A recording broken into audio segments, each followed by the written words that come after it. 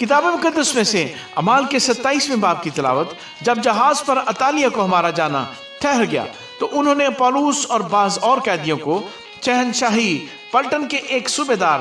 یولیوس نام کے حوالے کیا، اور ہم ادرموتین کے ایک جہاز پر جو آسیا کے کنارے کی بندرگاہوں میں جانے کو تھا سوار ہو کر روانہ ہوئے، اور تھسلنیکے کا ارسترخس مقدونی ہمارے ساتھ تھا۔ دوسرے دن سیدا میں جہاز ٹھہرا، اور یولیوس نے پولس پر مہربانی کر کے دوستوں کے پاس جانے کی اجازت دی تاکہ اس کی خاطرداری ہو۔ وہاں سے ہم روانہ ہوئے اور کپرس کی آڑ میں ہو کر چلے، اس لیے کہ ہوا مخالف تھی۔ پھر ہم کلکیا اور پمفولیا کے سمندر سے گزر کر لوکیا کے شہر مورا میں اترے۔ وہاں صوبیدار کو اسکندریہ کا ایک جہاز اطالیہ جاتا ہوا ملا، پس ہم کو اس میں بٹھا دیا، اور ہم بہت دنوں تک آہستہ آہستہ چل کر جب مشکل سے کنودیوس کے سامنے پہنچے تو اس لیے کہ ہوا ہم کو آگے بڑھنے نہ دیتی تھی، سلمونے کے سامنے سے ہو کر کریتے کی آڑ میں چلے، اور بمشکل اس کے کنارے کنارے چل کر حسین بندر نام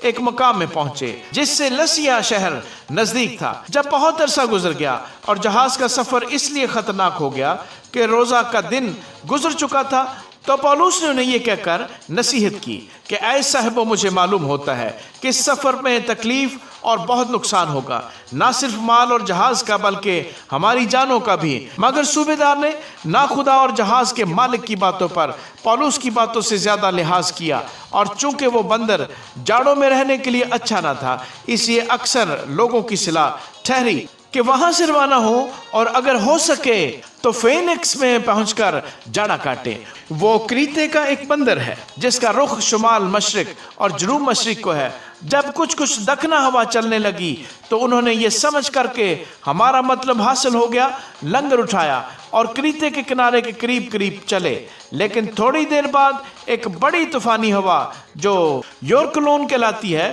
کریتے پر سے جہاز پر آئی، اور جب جہاز ہوا کے قابو میں آ گیا اور اس کا سامنا نہ کر سکا تو ہم نے لاچار ہو کر اس کو بہنے دیا، اور کودا نام ایک چھوٹے جزیرے کی آڑ میں بہتے بہتے ہم بڑی مشکل سے ڈونگی کو قابو میں لائے، اور جب ملاح اس کو اوپر چڑھا چکے تو جہاز کی مضبوطی کی تدبیریں کر کے اس کو نیچے سے باندھا، اور سورتس کے چور بالوں میں دھس جانے کے ڈر سے جہاز کا ساز و سامان اتار لیا اور اسی طرح بہتے چلے گئے۔ مگر جب ہم نے آندھی سے بہت ہچکولے کھائے تو دوسرے دن وہ جہاز کا مال پھینکنے لگے، اور تیسرے دن انہوں نے اپنے ہی ہاتھوں سے جہاز کے آلات و اسباب بھی پھینک دیے، اور جب بہت دنوں تک نہ سورج نظر آیا نہ تارے اور شدت کی آندھی چل رہی تھی تو آخر ہم کو بچنے کی امید بالکل نہ رہی۔ اور جب بہت فاقہ کر چکے تو پولس نے ان کے بیچ میں کھڑے ہو کر کہا، اے صاحبو، لازم تھا کہ تم میری بات مان کر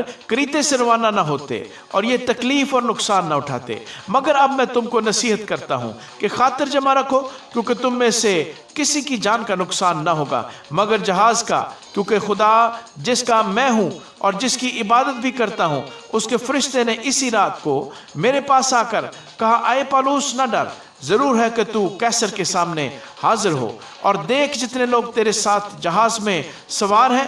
ان سب کی خدا نے تیری خاطر جان بخشی کی۔ اس لیے اے صاحبو، خاطر جمع رکھو، کیونکہ میں خدا کا یقین کرتا ہوں کہ جیسا مجھ سے کہا گیا ہے ویسا ہی ہوگا، لیکن یہ ضرور ہے کہ ہم کسی ٹاپو میں جا پڑیں۔ جب 14ویں رات ہوئی اور ہم بحر اداریہ میں ٹکراتے پھرتے تھے تو آدھی رات کے قریب ملاحوں نے اٹکل سے معلوم کیا کہ کسی ملک کے نزدیک پہنچ گئے، اور پانی کی تھال لے کر 20 پرسے پایا، اور تھوڑا آگے بڑھ کر اور پھر تھال لے کر 15 پرسے پایا، اور اس ڈر سے کہ مبادا چٹانوں پر جا پڑے جہاز کے پیچھے سے 4 لنگر ڈالے اور صبح ہونے کے لیے دعا کرتے رہے۔ اور جب ملاحوں نے چاہا کہ جہاز پر سے بھاگ جائیں اور اس بہانے سے کہ گلہائی سے لنگر ڈالیں ڈونگی کو سمندر میں اتارا، تو پولس نے صوبیدار اور سپاہیوں سے کہا کہ اگر یہ جہاز پر نہ رہیں گے تو تم نہیں بچ سکتے۔ اس پر سپاہیوں نے ڈونگی کی رسیاں کاٹ کر اسے چھوڑ دیا،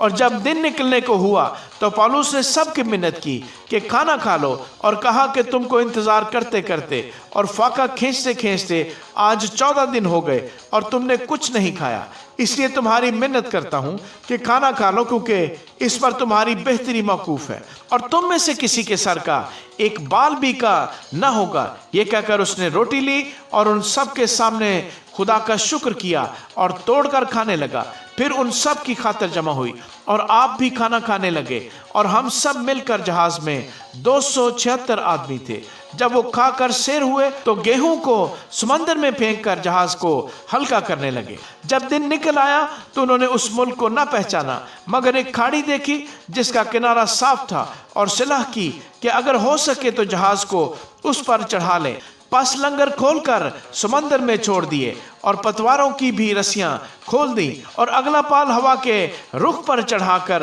اس کنارے کی طرف چلے، لیکن ایک ایسی جگہ جا پڑے جس کی دونوں طرف سمندر کا زور تھا، اور جہاز زمین پر ٹک گیا۔ پس گلہئی تو دھکا کھا کر پھنس گئی، مگر دمبالا لہروں کے زور سے ٹوٹنے لگا۔ اور سپاہیوں کی یہ صلاح تھی کہ قیدیوں کو مار ڈالیں، کہ ایسا نہ ہو کہ کوئی تیر کر بھاگ جائے، لیکن صوبیدار نے پولس کو بچانے کی غرض سے ان کو اس ارادے سے باز رکھا اور حکم دیا کہ جو تیر سکتے ہیں پہلے کود کر کنارے پر چلے جائیں، اور باقی لوگ بعض تختوں پر اور بعض جہاز کی اور چیزوں کے سہارے سے چلے جائیں، اور اسی طرح سب کے سب خشکی پر سلامت پہنچ گئے۔ آمین۔